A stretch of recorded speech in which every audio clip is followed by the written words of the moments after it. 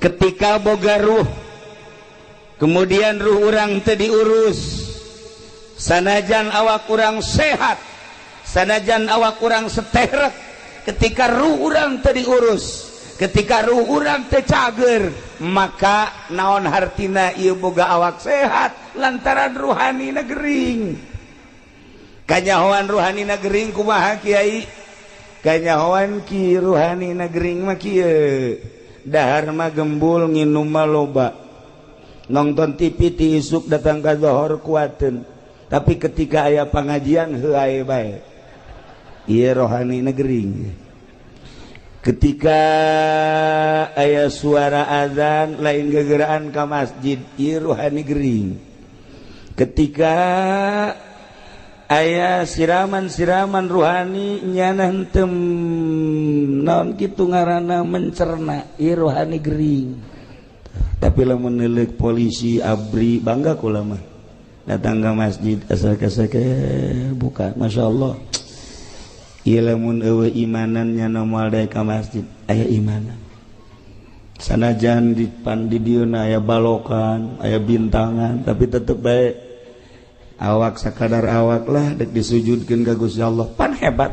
Nah iyalah istimewa jasa, istimewa jasa kunaon eta polisi nu daek salat inget ka yauman tataqallabu fihil qulub, eta abri nu daek salat inget ka yauman tataqallabu fihil qulub, eta pedagang nu daek salat inget ka yauman tataqallabu fihil qulub wal absar.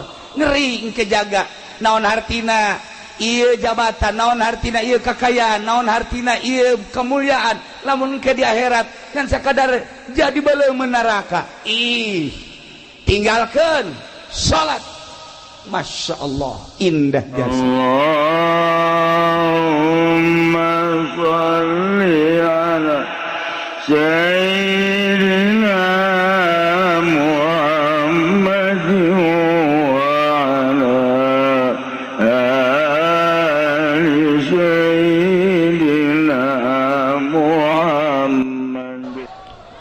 Alhamdulillah, wassalatu wassalamu ala rasulillah wa ala alihi wa sahbihi wa mawala, amma ba'du. Qala Allah ta'ala fil Qur'anil Karim وهو أصدق القائلين أعوذ بالله من الشيطان الرجيم وذكر فإن ذكرى تنفع المؤمنين. الآية. Langkung tipayun urang sami-sami nganggakeun puja sinareng puji ka Gusti Allah anu Maha Suci, nu parantos masihan tina rupa-rupa nikmat ka urang sadayana, terutama nikmat anu kacida pisan ageungna nyaeta nikmat iman sinareng Islam. Sholawat sinareng salam mugia dilimpahkeun ka junjunan alam Kangjeng Nabi urang Kangjeng Nabi Muhammad sallallahu alaihi wasallam, katut ka para kaluargina oge ka para sahabat-sahabatna rawuh para tabi'in atba tabi'in al-mukarramun para alimil ulama, para asatid, para tokoh masyarakat, bil khusus ka kesepuhan urang di dieu Kiai Haji Muhammad Ilyas oge anu sok katingali di Cilongok Kiai Haji Madhali tur seueur-seueur deui para kiai, para ustaz, urang doakeun mudah-mudahan para kiai diparanjangkeun umurna, dibere sararehat,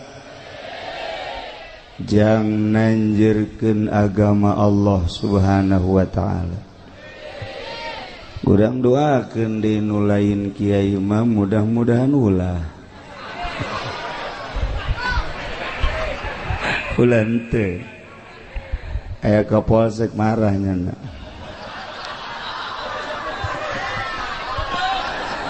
Aratur pemerintahanna, sipilna, militerna, nu alhamdulillah katingali dina saha loba mengkeluk negara. Mudah-mudahan ku ayana areunjana peduli kana negara, mudah-mudahan negara jadi bareres. Aya DPR di dieu janggutar atur, aya pacamat di dieu, aya polisi, aya abri.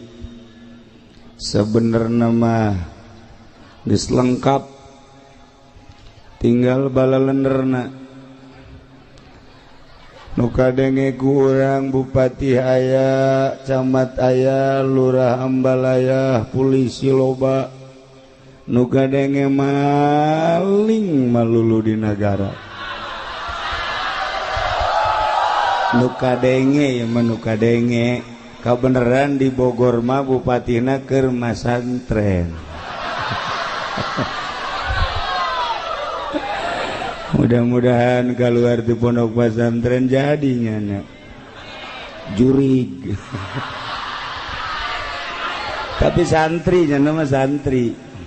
Santri, orang santri ge waya maling mah maling baja.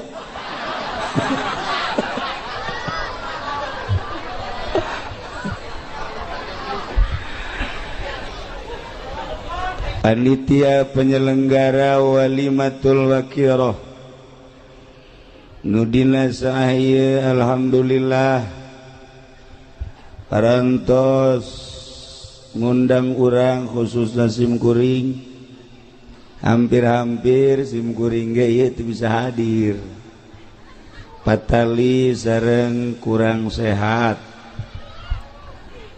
Nu kurang sehat mah lain naon suara, ari awak mah sehat, bahkan lamun titah kawin deui sia ngan sora ieu mentek lalaunan urang ngajinya. Kalayan inayah ti Gusti Allah, alhamdulillah urang diciptakeun ku Gusti Allah jadi makhluk nupang mulya-mulyana, nupang bagus-bagusna.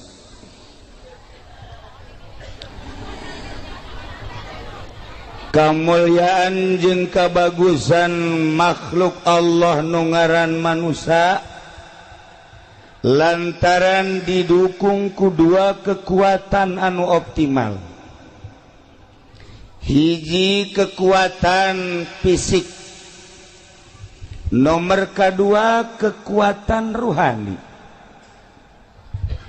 Lamun manusia geus kabogaan dua kekuatan nu dua eta ngelehkeun malaikat. Kekuatan fisik manusia sangat menonjol, menonjol dina harti kabagusanana. Resep jasa orang lamun ningali hiji awewe jangkung lenjang putih gelis,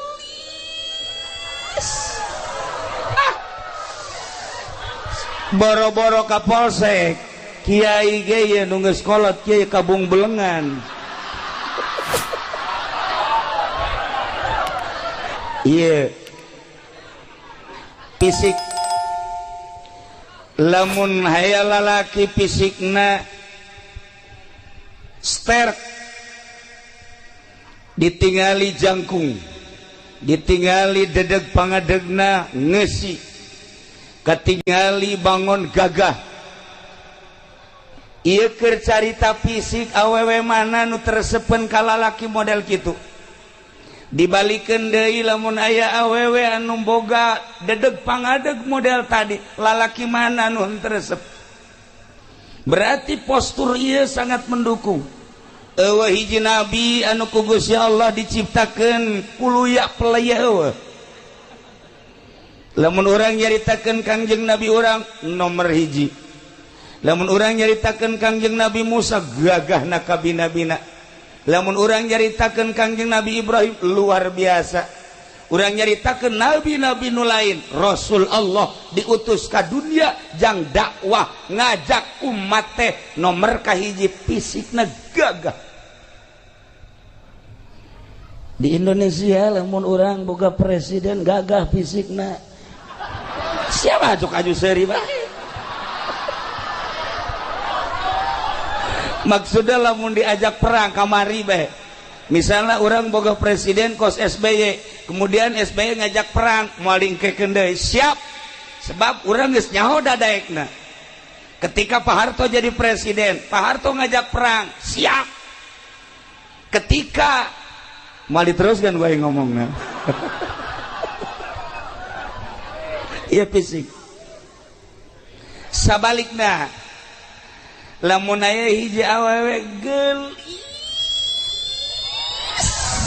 gelis jasa ieu mah ngan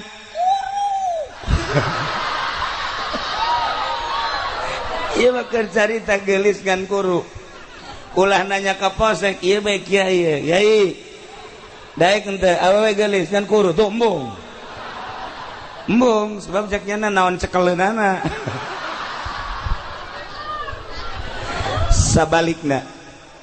Sabalikna lamun aya lalaki kasep jasa, sanggesa kasep sugih jasa ngan bengek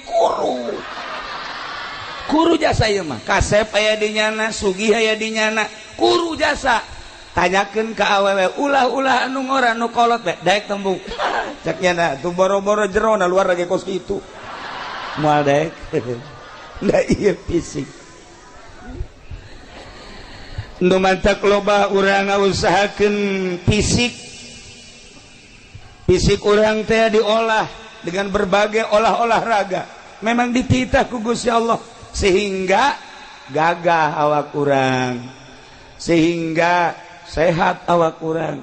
Sehatna awak urang teh dicoba ku urang. Aya nu nyupiran kontainer ti Cilejet datang ke Surabaya bolak-balik kuat teh. Taruhlah meureunanan jadi supir mah urang dieu mah jarang eta tah Maluku, urang dieu mah ngawaluku. Sahektar ku sorangan bae siapeun jasa. Macul ti isuk datang ka zohor, istirahat sakedeung, macul deui datang ka asar kuateun. Lantaran sehat. Ngandelkeun sehat awak doang tapi ruhanina gering.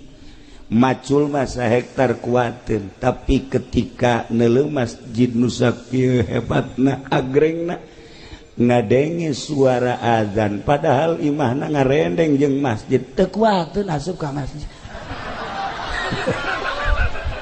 Teu kuatin. Pak Kapolsek aya di dieu soteh lantaran fisikna sehat, ruhanina sehat. Kuari wallahu alam isuk mah. Keur carita ieu mah. Wadiannya tapi lamun urang ngebogaan fisik doang sehat, ruhanina teu sehat. Moal bisa urang ngadengekeun ayat suci Al-Qur'anul Karim, moal bisa urang nyaritakeun tentang kalam-kalam ilahi, nyaritakeun tentang kalam-kalam Kangjeng Nabi, nyaritakeun tentang kalam-kalam ulama, moal kuat. Mantap urang eusian geula ruhanina supaya ruhani ieu sehat. Lamun urang ngabogaan ruhani sehat ditambah ku jasmanina sehat, urang Irak kita perang ngalawan Amerika lantaran fisikna jeung ruhna sehat siapeun.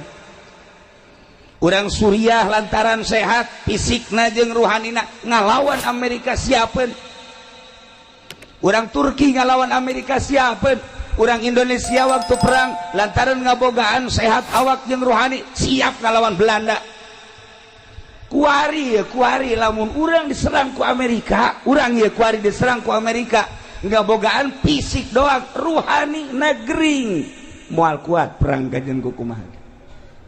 Moal kuat perang. Emang perang ku senjata aja lain. Perang mah cek Kangjeng Nabi teh kudu ku keyakinan jeung keimanan. Keimanan jeung keyakinan kakarak perang ngalawan kafir siap. Urang kuari mah ye mun ngalawan kafir teu kuat. Moal kuat lantaran ruhanina. Kanyahoan ruhanina kurang balener lantaran saeutikna nu masantren. Di Indonesia kuari santri lamun dihitung santri salapi ngan seukur 9 juta. Sa-Indonesia santri salapi numurni 9 juta. Sedangkan rakyat Indonesia aya sekian ratus juta. Teu aya 1% acan. Tina 250 juta bae heulanan kuari ngan seukur 9 juta sabaraha persen? Sabaraha persen? Tuh kan eta nu 9 juta santri teh nu ngaji setengah 9 juta setengah taruhlah 5 juta nu ngaji 4 juta teu ngan di pondok doang. Haju nu ngaji taruhlah merenana nu 3 juta bisa anu 2 juta teu nu 3 juta bisa ngaji nu ngamalkeun bagi 2 1,5 juta 1,5 juta nu ngamalkeun alhamdulillah aya sanggeus jadi kiai boga santri loba aya DPR asup kadinya aya bupati asup kadinya DPR asup ka kiai bupati asup ka kiai camat asup ka kiai gubernur asup ka kiai eta teh hamawereng. Kiai kasupan ku hama ulah bangga kiai deket jeung bupati. Ulah bangga kiai deket jeung gubernur muncan bisa eta teh ternyata horenganan penyakit nu obatna. Nah, ieu santri nu 1,5 juta nu jadi kiai kuari naik panggung hidup rahmat kankernya eta kiai. Jadi tinggal kuari 500 kiai sa-Indonesia 500 kiai. Moal kabetrak kuari lamun perang. Moal kabetrak. Nah, gitulah para jamaah kaum muslimin wal muslimat rahimakumullah dengan 2 kekuatan fisik jeung ruhani. Insyaallah urang bisa wauh jeung Allah.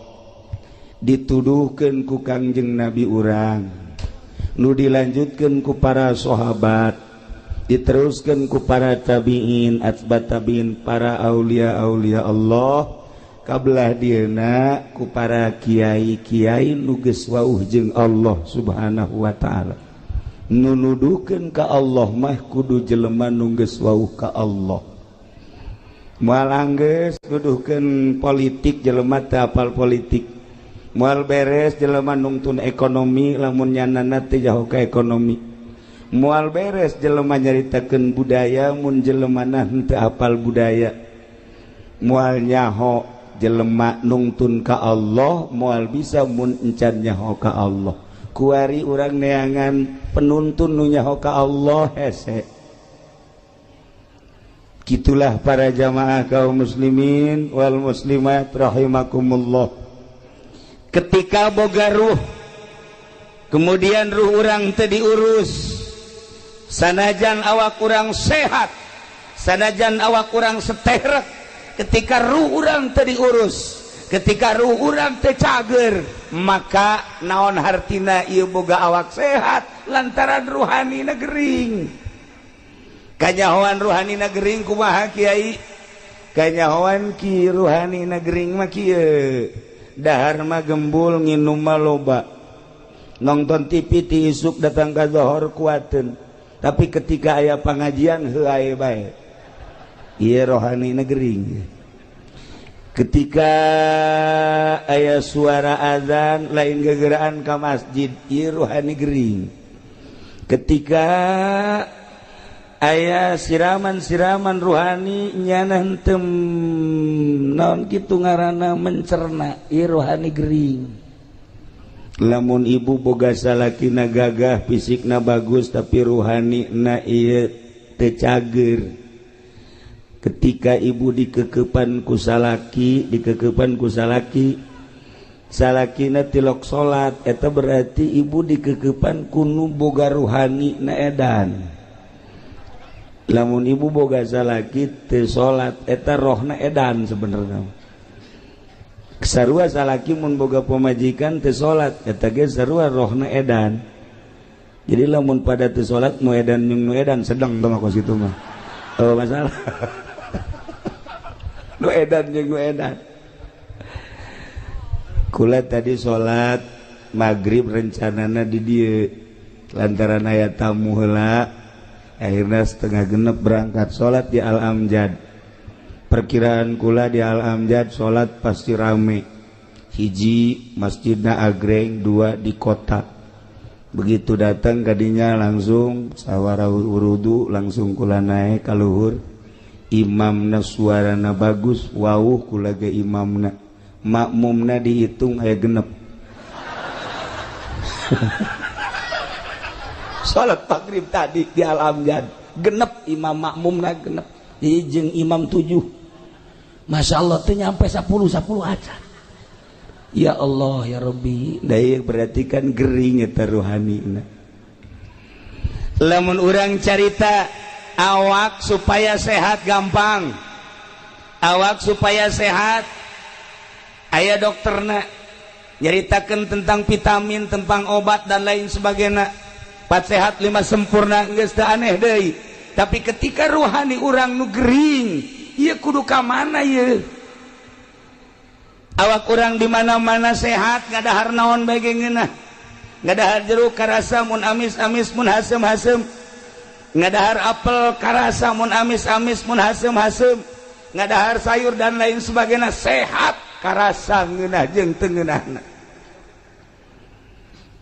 rohani urang ge rohani urang makananana ieu adalah salat makananana zikir makananana tasbih makananana tahlil nah ketika awak urang diajak salat teu daek diajak maca Quran teu daek diajak zikir teu daek berarti ieu ruh gering eta ruh teh gering geus teu kudu nyaritakeun ka saha bae mah ka urang baheulanan hei awak sia si ieu saminggu samingguna ieu sabaraha juz sabenerna ieu sia kabeuki sia tanya roh urang sajuz apakah 2 juz saminggu tanya roh ari sia beuki henteu si maca Quran henteu maca tasbih henteu zikir malah ulama mun zikir puyeng jagjana iya berarti roh teh gering ahli-ahli Allah kan bakal nyaho sakumaha dokter nyahoeun ka jelema ieu teh sabenerna mah influenza ieu teh gering teh darah tinggi ieu teh gering teh kencing manis ieu teh gering teh nyahoeun dokter fisik teh sarua dokter ruhani ge nyahoeun kana ruh-ruh anu garering nu araredan bisa nebak sebenarnya mah misalnya kiai eta si kapolsek rohna edan apa henteu kukula ditelau katebak kukula bae DPR misalnya eta rohna sebenarnya edan gering apakah nyana sehat nyaho kula mah bener kula mah wajan ngomong dalil ka kaler ka kidul ka wetan ka kulon atuh dokter teh nyahoeun ieu gering ieu sehat ieu gering ieu sehat atuh kiai ge nyahoeun ieu mah kiai gering ieu mah kiai sehat atuh nyaho sanajan di kopeahan di udeng-udengan gering mah gering bae aduh cenah kiai ulah sok kitu aing mah deuk kitu bae aja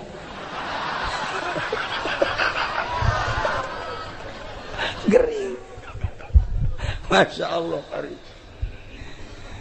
lantaran iya bupati BG bupati datang na ka kiai lain rek ngaji, gubernur datang ka kiai lain rek ngaji, camat datang ka kiai lain rek ngaji, ndek ngajakan kiai diajak ka lembahnya na kiai dek diajak ka urusannya na nu mantak moal bener-bener pemerintah mantak kurang mawani di Tangerang teh lamun aya pejabat teu ngaji kukula mah ka dieu sia ieu sia datang ka aing teh aing diajak ka siapa sia ku endek ka aing ayo gerang kurang mawani lamun aing dek diajak ka sia sabaraha duit sia endek merena ka aing tuh tungtungna mah akur jeung urang dieu lamun teu wani kitu mal beres-beres nu mantak alhamdulillah PNS Tangerang mah ngaraji, camat nu ngaraji lain seetik, lurah ngaraji lain seetik. Alhamdulillah Jakarta ngaraji lain seetik. Cuma DPR Bogor doang nu teu deuk ngaji goblok. Kadi itu ini dia mah ngaji, ini dia mah. Nu mentek bupatina ka kula mah sieun di Tangerang. Sebab kula mah carekan bae. Bupati los. Namun dek gelut-gelut tapi duaan. Bo budak manya yang mah gelut keur carita yuk urang babarengan ja DPRG engke mah pae ja bupati ge engke mah maot ja gubernur engke mah modal presiden mah geus lain modal koit kiai sarua koit beusi ka aing ditangkap sia ka presiden koit kiai ge koit goblok sarua pada pae koit nah ketika pae awas awak nu ieu roh nu ieu nu bakal berhadapan jeung Gusti Allah bakal ditanya sabaraha umur maneh di dunia ku aing dibere cek Gusti Allah digunakeun naon umur sia digunakeun naon mata sia ceuli sia irung sia sunggut sia beuteung sia suku sia jeung leungeun sia dek lumpat ka mana ketika urang diadili ke hisab garana di hareupeun Allah desarua tuh ulah sok mangpang meungpeung. Nah nu mantak ieu urang gunakeun fasilitas nu aya nu dibikeun ku Gusti Allah. Urang dibere ilmu pake ibadah ka Gusti Allah. Urang dibere wawasan urang pake ka Allah. Urang dibere jabatan pake ka Allah. Urang dibere harta urang pake ka Allah. Mantak naon? Jasarua atuh bakal paeh berhadapan jeung Allah. Mantak wali Allah mah engke berhadapan jeung Allah isin amat maning kuari urang bisakeun berhadapan jeung Allah. Waliullah mah kitu diuli kumaha ieu sangkan ke di hareupeun Allah teh aman, kuari bae urang cari aman. Menghindar heula ti makhluk dengan modal ilmu, menghindar heula tina dunia lantaran deka Allah. Ketika orang menghindar ti makhluk jeung dunia hiji bae nu ditingali Allah, ketika geus datang ka Allah bakal seuri sorangan, bakal indah hirup.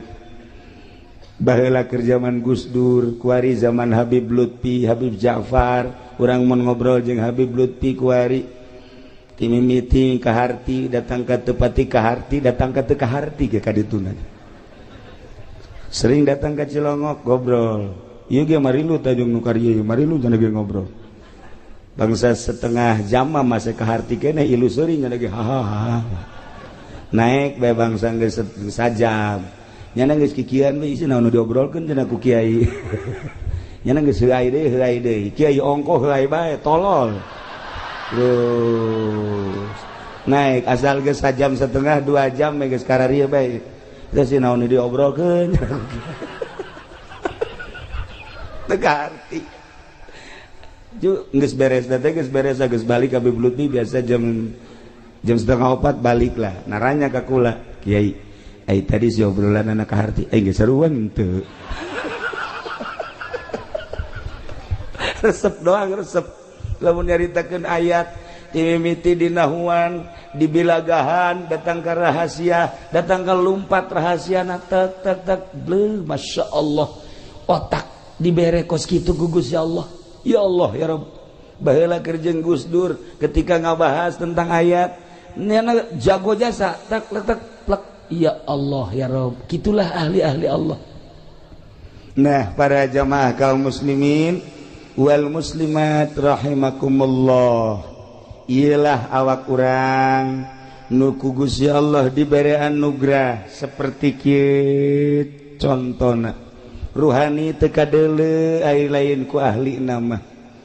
Tapi urang bersyukur roh urang wauheun jeung Allah lantaran urang maca 2 kalimat syahadat, maca kalimatun thayyibah la ilaha illallah. Cukup sakitu ge. Ku maca syahadat, maca la ilaha illallah paeh surga. Beuh mantep biasa. Teu kudu salat cenah kiai, deuk salat teh henteu. Pokona asal maca la ilaha illallah surga. Wah tuh kos gitu baca teu kudu salat. Atuh Allah saya mah teu ditahan salat. Nu penting mah asal maca la ilaha illallah ka surga. Sakitu bae. Engke cenah eta di akhirat aku mah itu urusan di akhirat aku mah sia.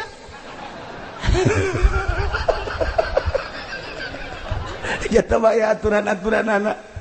Nah, urang kuari dibere ilmu ku Gusti Allah macem-macem nu aya di otak urang. Ketika urang neuleuh lapangan lega, kemudian aya gawangan, ilmu urang nanya ka urang, cak urang teh ieu eta si paranti naon mun urang neuleuh lapangan aya gawangan, ditanya ku urang ari eta tempat paranti naon, jawab pasti paranti maca sholawat. Tuh seri berarti pinter kan? Lain paranti main bola. Ketika orang berangkat deui ningali euy kantor balai desa, wah iya di dieu lah berarti aya lurah, di dieu lah aya RW, aya RT, tempatna di dinya. Ieu kantor balai desa. Bertanya-tanya kan di otak orang, aya teh si tempat naon sih kantor balai desa? Oh, paranti maca Quran. Gideg lain berarti kan. Paranti ngurusan SPPT. Lumpat deui urang ka kota ka Bogor, aya dinya kantor DPR. Weuy. Bertanya-tanya di benak hati urang, aya eta kantor DPR teh paranti naon eta? Beuh paranti zikir. Caka teh urang lain. Paranti naon? Ngurusan rakyat. Maksudna ngurusan rakyat geus ulah diteruskeun sia nu nyaho. Otak urang teh leumpang. Ketika leumpang deui ningali aya bangunan di dinya na majelis taklim. Oh, iyalah tempat paranti main gapleh ya. Lain. Otak urang jalan leumpang. Lain paranti ngaji. Liwat deui ka ditu. Wow. Kapolsek. Kapolsek mah ialah tempat polisi di jerona setan jeung jurig belum ditangkepan kan kunyana ya jurig tangkap setan tangkap asupkeun ka dinya manteng nyana mah kuat berhadapan jeung setan jeung jurig sebab nyanana pernah jadi setan manteng kuat nyana mah tuh oh masalah itu urang lewat polsek nyaho orang. Nah, ketika orang lewat ningali bangunan seperti ieu, benak hati orang bertanya-tanya, aya eta si bangunan naon? Oh, masjid. Tanya deui, paranti naon sih eta masjid? Wallahu alam, goblok sia. Teu nyaho ka masjid. Tanya otak urang teh tanya ieu teh bangunan naon? Masjid. Paranti naon? Bejana mah paranti salat bejana. Urang emang nu mentak bejana aing can pernah kadinya. Jadi setiap neuleuh naon bae leumpang otak urang. Nu mentak lamun di nagara ieu teu rapi-rapi bodoh. Lantaran otak urang leumpang. Setiap neuleuh naon bae ge leumpang. Neuleuh ge ieu naon peruntukanna naon, ieu naon peruntukanna naon, ieu naon peruntukanna naon, atuh leumpang. Nu mantak urang dititah tafakur ge Dina ilmu thariqah teh aya khidmat, aya tafakur, aya zikir, aya muraqabah, aya muhasabah. Eta teh jang minterkeun diri supaya wauh jeung Allah. Urang teh bakal pinter gerage. Ku tafakur, ku mikir bae heula bakal pinter. Nah, ketika urang ningali sosok ieu bangunan, oh ieu masjid. Paranti naon? Paranti ibadah ka Gusti Allah. Wudi'a lis-shalat, khususna diperuntukkan jang salat ieu masjid. Nu mantak lain sambarangan ieu masjid teh. Lantaran cek Kangjeng Nabi basyiril masyaina. Bubunga cek Kangjeng Nabi, cek Gusti Allah Muhammad, jelema-jelema anu lalempang, lempang ka mana? Ilal masajid. Bubungah naon? Bubunga ilan nuritam, cahaya nu sampurna. Naon si cahaya nu sampurna? Jannah, surga. Jelema nu lempang ka masjid, bubungah ku anjeun Muhammad, eta jelema bakal menang surga. Masya Allah. Sebab jelema pan beda motifna. Sia deuk ka mana sih ayeuna ieu sia lempang ieu bangunna? Deuk ka kantor desa, moal jauh urusanana, ti urusan kos kitu pertanahan. Sia deuk ka mana ieu bangunna gegeuraan bae. Anak aing ditangkep di polsek ieu. Urusanana kan urusan kos karitu bae, narkoba. Sia deuk ka mana ieu bangun rapi amat, deuk ka masjid, lain deui pan. Berarti kan deuk ibadah ka Gusti Allah. Sanajan sawaktu-waktu mah aya nu lain ibadah, deuk nyokot sendal doang masalah geus lah. Tuh ya cek Kangjeng Nabi bungahkeun gereja jelema anu lempang ka masjid mah bakal dibere sorga. Ya Allah ya Rabb. Nu mantak sim kuring mikir bae ieu sebenarnya kurang sehat, tapi ieu hiji hayang kapanggih jeung Adi di dieu nomor kadua, hayang kapanggih silaturahmi jeung urang di nomor katiluna. Ieu urusanana masjid. Masya Allah. Begitu datang ke dieu ningali masjid agrengna luar biasa, bunga hate. Ketika orang ningali di Tangerang aya di nu make kubah, di luhurna aya saliban, gereja atau mah. Orang ningali deui di Tangerang kabelah itu ka barat aya bangunan nu gede ngan burung marakbak. Masya Allah, kelenteng tah mah. Orenganan di Indonesia teh kompetisi, aya nu ngabangun gereja teu eureun-eureun, aya nu ngabangun kuil teu eureun-eureun, aya nu ngabangun kitu kelenteng teu eureun-eureun, aya nu ngabangun masjid teu eureun-eureun. Atuh nu ngabangun gereja moal umat Islam, nu ngabangun kuil moal umat Islam, pasti umatna masing-masing. Nu ngabangun masjid dia moal orang Kristen, nu ngabangun masjid pasti umat Islam. Innama ya'muru masajidallah man amana billah wal yaumil akhir. Moal orang Kristen lu ngabangun masjid mah pasti jelema nu iman ka Allah, nu iman ka yaumil akhir. Wa aqamas shalah jeung nu ngadirikeun shalah, wa ataz zakah.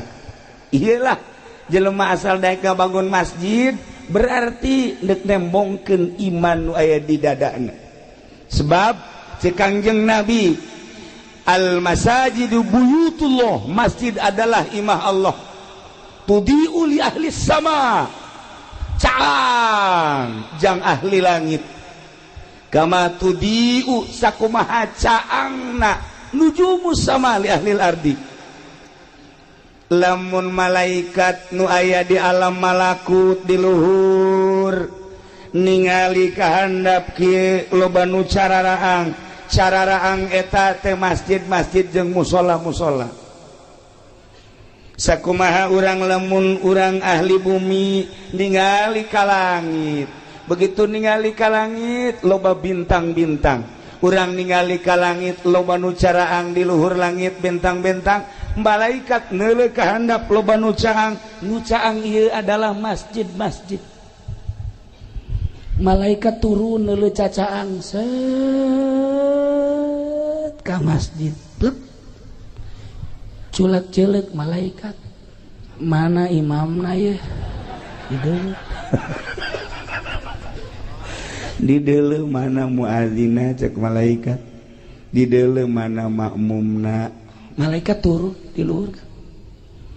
Ya Allah, cak Kangjeng Nabi tudiu li ahli sama. Ieu masjid teh nyaangan ka ahli langit, turunnya na. Mentak ulah kaget.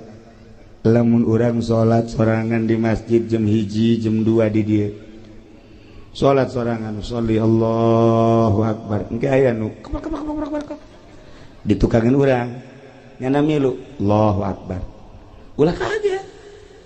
Eta teh malaikat. Milu jeung urang. Allahu akbar. Nyana ge Allahu akbar. Urang geus rada empot-empotan. Isi malaikat apa nu tadi disolateun teh ye.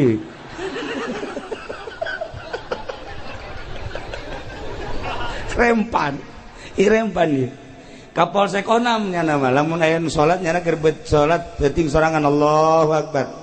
Allahu akbar. Sami Allah, milu di tukang sami Allah gua tembak lu. Emang setan bisa ditembak ya moal. Cek setan gua kentutin lu. Asana kapolsek elek ku setan. Saya sih ada. Masjidnya tempat malaikat. Turun malaikat. Mentak loba nu teu kuateun. Ulah-ulah bangsa orang kampung, ulah-ulah bangsa santri, ulah-ulah ustad kiai salat sorangan jam 2. Poekan di dieu. Poekan, masjidna poekan, salat kiai mah kiai. Udang-udang nu gede geus. Udang-udangna sagede roda Vespa. Salat sorangan. Sholli sunat tahajud. Allahu akbar. Aya itu. Allahu akbar. Dak milu bae na teh. Kiai teh.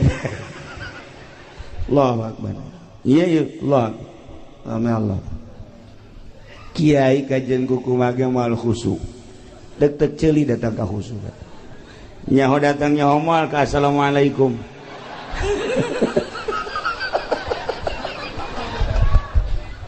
Kunaon eta nu mantak sieun lantaran teu senyawa. Itu mah malaikat makhluk nu halus, makhluk nu lembut, latif, makhluk anu suci nya nama teu pernah maksiat. Urang mah makhluk nu kasar, makhluk anu urang mah murokab, makhluk anu bungkeulekan. Bari jeung urang mah loba maksiat. Ketika urang nu loba maksiat dibarengan dibaturan ku malaikat nu tilok pernah maksiat, moal kuat urang. Moal kuat kajen kumaha ge.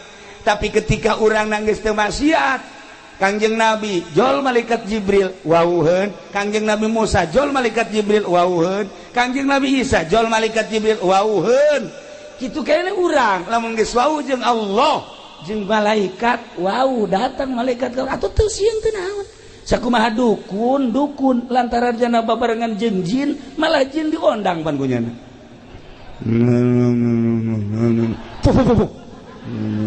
Aya kuari gimana kana ieu? Lantaran senyawa jeung jin teu sieun ka jin.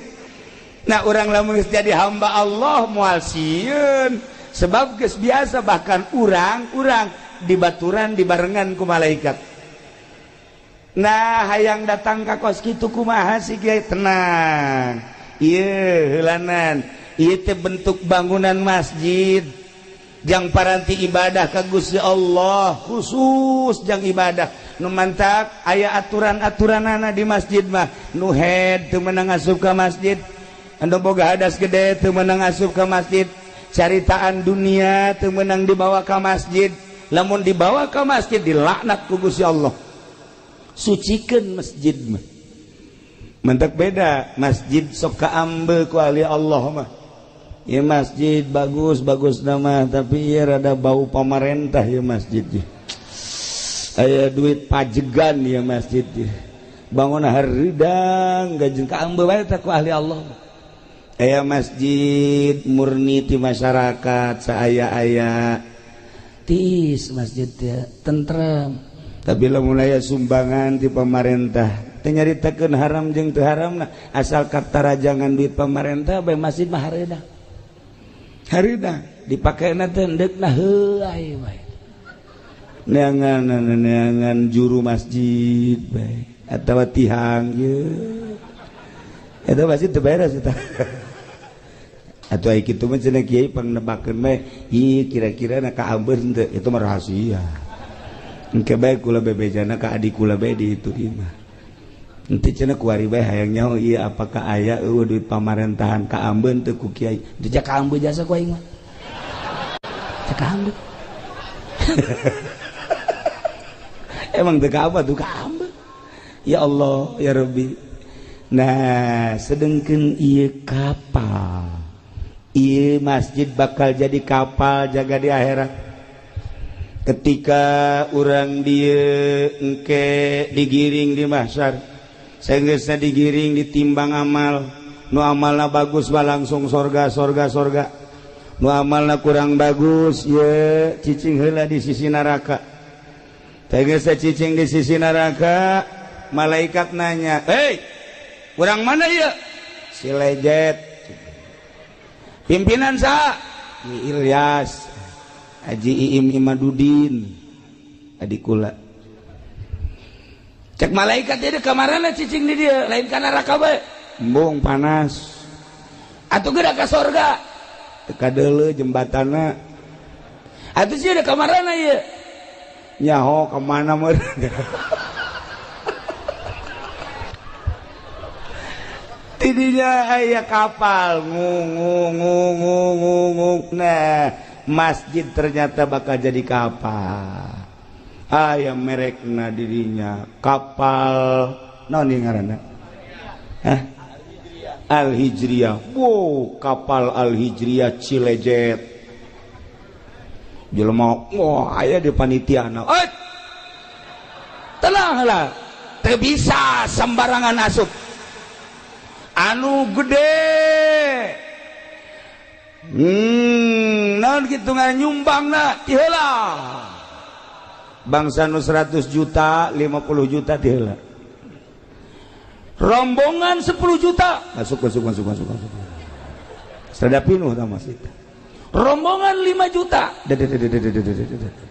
rombongan 1 juta aya ditungtung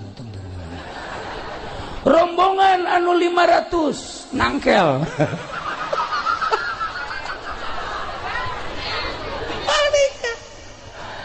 teu bisa asup ka jero teu bisa tuh ya geus aya pan karcis-karcisna mulai dek diberangkatkeun ieu ku panitia tinggal nu nangkel bae aing mah duh jakna aya teu milu aing butuh aing milu ieu pan suku ka handap panas teu meunang naik jana teu meunang ieu sakitu ayana berangkat Masya Allah indah jasa horenganan ieu teh bakal jadi kapal pas tengah-tengah neraka bocor masjid bocor kapal bocor anu di tengah wae panas kunaon bocor bocor kapal bocor wah narangtung-antung kabeh lantaran bocor atuh biasa teu ada kaluhur cak panitia kok bisa bocor kieu naon ya coba malaikat datang ieu kunaon ieu jadi bocor diambean ku malaikat duit bupati bocor masjid sakieu bagus dan ke bocor ya Allah ya Rabbi datang mah datang gak dihitungan harideung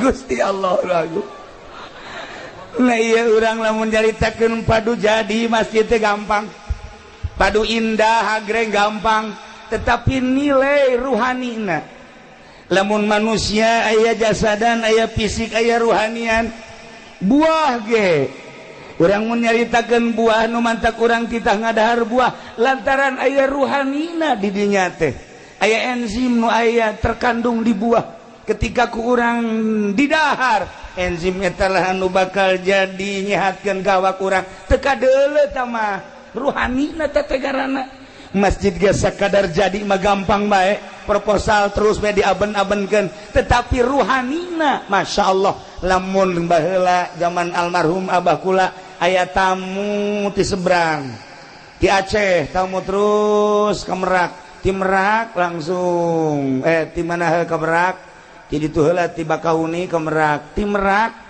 nyana deuk leumpang ka Cilongo ka Abah leumpang begitu leumpang deuk salat ti Merak keneh deuk salat masyaallah ku Gusti dibukakeun hijab asal nyana ka masjid sakitu agrengna masjid kadeleuna loba kotoran tai teu jadi nyana berangkat deui aya mushola bagus begitu asup ka mushola pinuh ku tai terus bae leumpang nyana neangan mushola atau masjid anu suci anu bersih teu aya ayalah nyempil di Serang aya masjid mushola nyempil jore begitu asup tah eta mah teu katingali kokotor didinya lah salatnya didinya langsung leumpang deui ti Serang terus menuju Cikande kitu bae asal deuk salat ka masjid ka mushola selalu ditembongkeun ku Gusti Allah kotoran-kotoran datanglah ka Tangerang datanglah ka almarhum Abah kula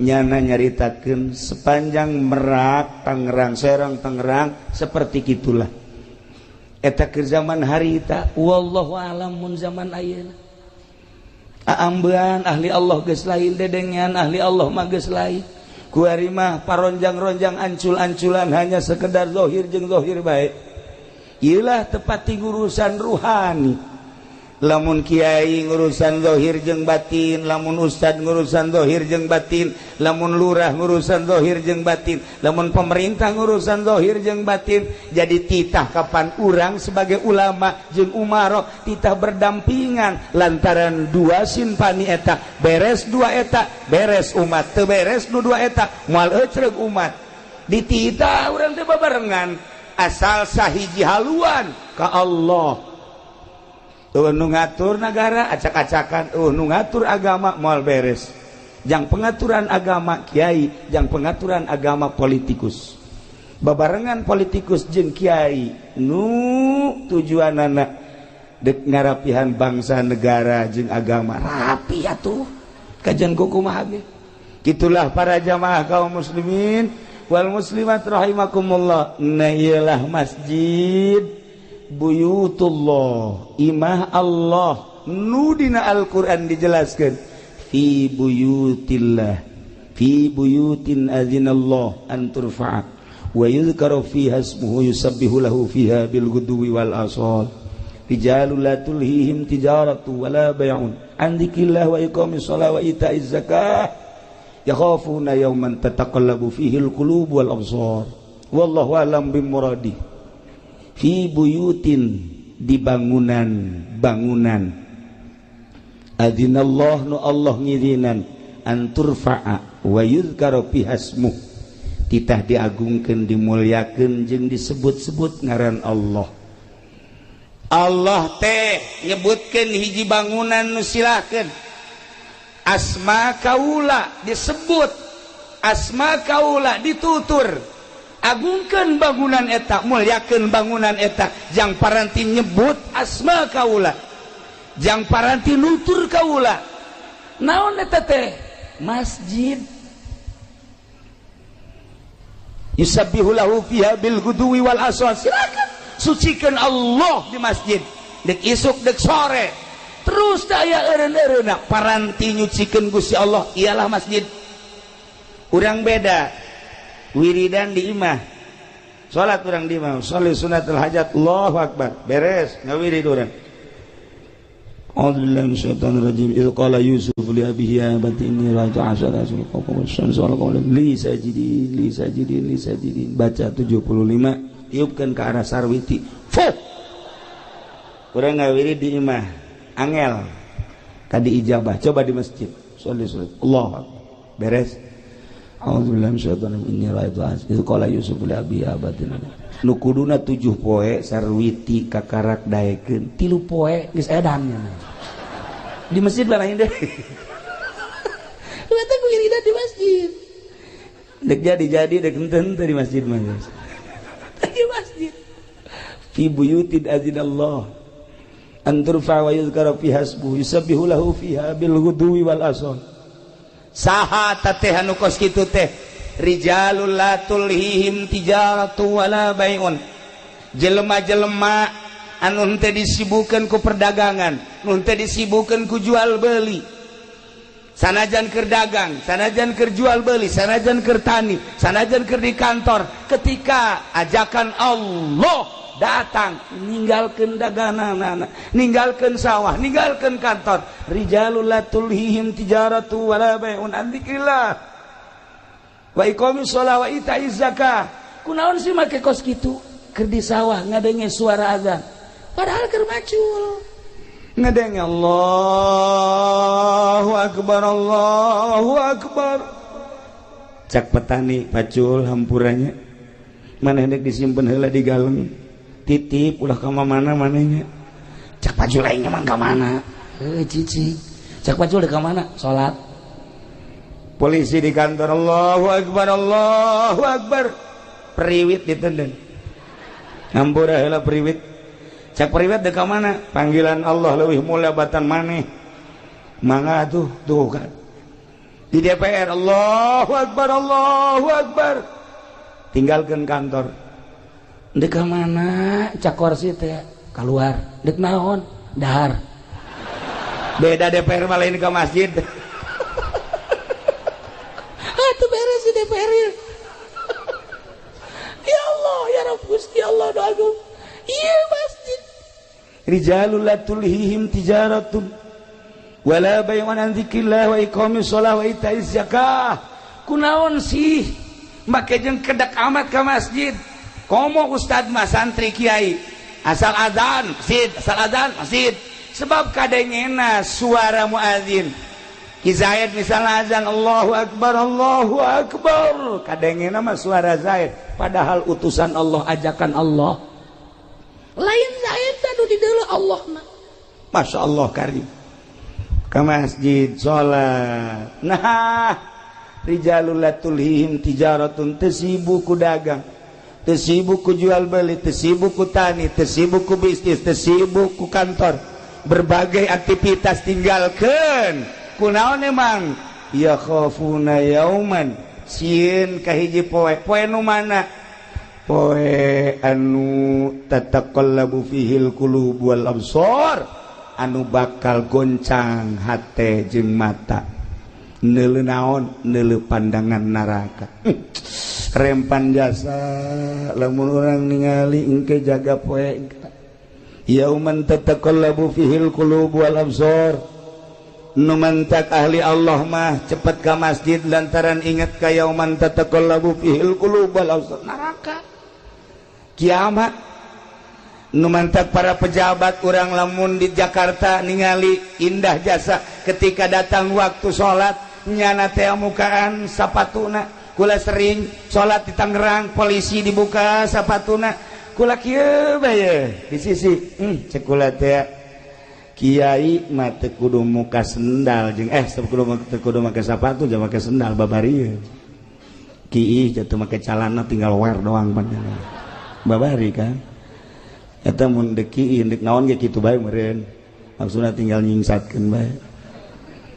Tapi lamun neuleuk polisi abri bangga kula mah datang ke masjid asal-asake buka, Masya Allah. Ieu lamun eueuh imanan nya moal daek ka masjid aya imanan. Sanajan di dieuna aya balokan, aya bintangan, tapi tetep bae awak sakadar awak lah dek disujudkeun ka Gusti Allah, pan hebat. Nah, iyalah istimewa jasa. Istimewa jasa. Kunaon eta? Eta polisi nu daek salat inget ka yauman tataqallabu fihil qulub. Eta abri nu daek salat inget ka yauman tataqallabu fihil qulub. Eta pedagang nu daek salat inget ka yauman tataqallabu fihil qulub wal absar. Ngeri engke jaga. Naon hartina ieu jabatan, naon hartina ieu kakayaan, naon hartina ieu kemuliaan, lamun ke di akhirat kan sakadar jadi baleum neraka. Tinggalkeun salat. Masya Allah, indah jasa. Tinggal urang ngabebener salatna nu rapi, jangan ngabebener salat mal aya di SD. Pernah di SD di Pagahan salat nu rapi eueuh, di SMP beuki eueuh. SMK beki tawuran kabelah itu. SMA moal aya sugan di Trisakti aya ngaberesan salat eueuh. di UGM sugan ngaberesan salat moal aya di UIN we di UIN atuh guruna ge guruna teu barisan salat maksudna salat nu asli anu tanha anil fahsya'i wal munkar sekedar kuka mah ambal aya salat leuwih. Nah makana belajarlah salat nu rapi. Di mana belajar salat nu rapi? Eueuh deui di pondok pesantren. Madak lamun jelema geus mondok geus sorga we tah geus sorga tah mah sia di mana ya ku hari belajar pondok mana pondok pesantren modern apa salap ieu budak mun hayang nyaho ibu-ibu jeung bapak-bapak ka penghuni sorga eta budak santri teh penghuni sorga eta mun hayang nyaho mun hayang penghuni neraka eta nu teu salat tuh ieu kuat gabeberes salat imimiti nyaritakeun caina kemudian syaratna jeung rukunna kemudian kabelah dituna terus dirapi datang ka indah nu mantap kaya jelema seorang sufi dahar nginum dahar nginum kuari geus eueuh jang dahar aya ge hiji-hijina baju dijual kunyana saeunggeus dijual ayalah nu meuli alhamdulillah pakai dahar duit ai isukna datang nu meuli na nganterkeun baju cekna Pak Kiai ulah kamari meuli baju ti Pak Kiai mohon ieu mah nek dianterkeun deui emang kunaon lantaran ieu baju bolong cekna mentek ulama teu narima ceurik tak Kiai ceurik lain lalagaan datang ke teu bisa diparepe ceurik we datang ke nu meuli Kiai hampura ieu mah dianterkeun bae tapi duitna mah teu kudu dibalikeun buki ceurik bae cipan ieu Kiai kudu kumaha ieu ceurik Kiai hampura ieu mah baju mah cokot bae ku Kiai duitna mah kajen teu kudu dibalikeun beuki ceurik bae ditungguan guna nangis aya sajamna kakarak reda Kiai hampura ieu mah baju lantaran teu kapake ku kula dibalikeun deui ka Kiai duitna teu kudu dipulangkeun geus bae ridho ceurik deui Kiai pan ceurik bae iki ceurik bae ditanya Kiai nu mantak ceurik kunaon sih lain yang ceurikan baju mah dibalikeun deui ka Abah Haji ka dieu dibayar deui insyaallah aya keur diridokeun we masalah tapi lain eta naon tuh Kiai anu jadi masalah teh ieu urang lamun di akhirat beramal diangsongkeun ka Gusti Allah ku Gusti Allah dibalikeun ka urang teu ditarima percis kos kieu sedih jasa baju bae ge baju geus dibeuli dibalikeun deui sakieu sedihna kumaha engke lamun di akhirat amal-amal urang salat urang puasa urang zakat urang ngabakti dan lain sebagainya diangsongkeun ka Gusti Allah cak Gusti Allah ieu mah aya cela aya aib nu kos kieu mah aing teu narima los dan sia teu kumaha coba teu pernah mikir urang datang ka dinya amal urang teh mun dibalikeun deui lantaran cela pikumahaeun nah kos kitulah ahli Allah mah ceurik teh lain nalegan ceurik masyaallah kari kos kula nu sok dirongengkeun ku kula teh aya kiai boga pamajikanna 4 hebatnya sapan tama kiai boy ilmu aya di nyana gagah aya di nyana pinter aya di nyana sugih deui 4 pamajikanna ngan cak nyana teh kieu kulantaran 4 gilirna nu ngagilir awewe jadi kiaina di imah we mantep eta kos kitu teh tu kapolsek geus hayang ngajan kumaha ge nyana mah kenan jadi awewe nu gilir supaya kayak kaditu balik ka isuk ka dieu kayak balik aduh nikmat jasa teh anugerah lain leutik-leutik anugerah teh barang penting ieu teu datang nu kolot sekian ieu datang nu kolot pre malam ieu geus aing lah isu penting nu kadua datang deui bae ceu datang katilu penting nu katilu teu datang deui bae kaopat peting nu kaopat teu datang deui we je cek kiai opat ku opat mah hiji-hiji acan kumaha oreng ya cek. Nah kebenaran di lembur eta anu ngariung nyana nyarita kan ngaranna ge kiai dibere waktu dulur-dulur sadaya geus beres ngariung nya nyaritakeun kepentingan nu boga imah nyana nyarita urang lamun boga pamajikan kemudian pamajikan ngaladenan urang eta teh sarua jeung ngabunuh Yahudi 70 ganjaranna kumaha jasa sakali deui lamun pamajikan ngaladenan salaki sarua jeung ngabunuh Yahudi 70 kadang eta ku pamajikan opat teh mau horenganan lain leutik ganjaran ceuk masyaallah eta pas kiaina balik ngariung mulai nu kolot datang waalaikumsalam aya naon kula kabita ngadengin taju 70 sakina kula deuk ngaladenan kakak woi siap atuh sakira der beres balik nu kolot nu kadua datang waalaikumsalam ieu naon ieu kula tadi ngadenge kakak bu masyaallah kabita disuk gede jasa orang ganjaranna jadi kula deuk ngaladenan kakak siap berdeui dua geus beres cenah balik teh dua katilu datang deui waalaikumsalam naon ieu kula kabita jasa ganjaranna tadi sarua jeung maehan 70 kula ge hayang deui atuh siap geus rada leutik siapna siap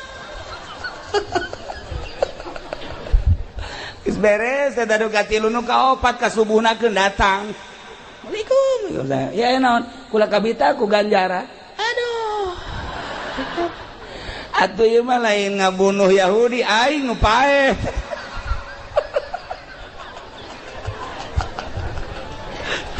saya tokos karar itu ganjaran mah ganjaran bae budak atuh aing isuk digotong ka rumah sakit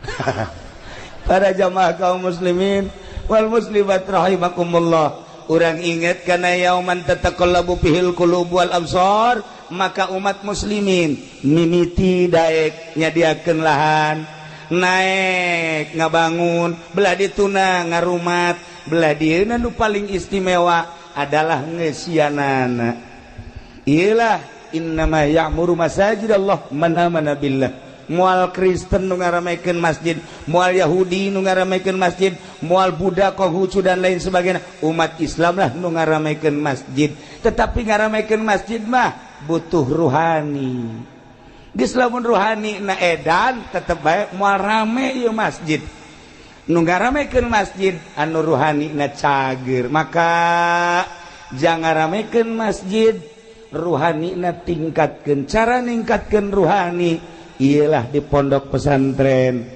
lamun ibu bapak geus karolot ku arieu geus karolot harepan jang mondok anak ke pondokkeun anak geus eueuh incu indah jasa ke lamun di akhirat ibu anakna pesantren saenggeusna ditimbang amal ibu kurang bagus amalna engke bisa ditulungan ku anak lantaran anak teh jadi waladun sholih gitulah para jamaah kaum muslimin wal muslimat rahimakumullah nailah sosok bangunan masjid sanajan dibangun sarua material tina bata besi semen pasir jeung sajabana tetapi setelah jadi masjid berbeda jeung kantor DPR berbeda jeung kantor bupati berbeda jeung kantor balai desa berbeda jeung nu sejen-sejen lantaran peruntukanana ieu mah adalah fi buyutin adzinallah an turfa wa yuzkara fiha ismuh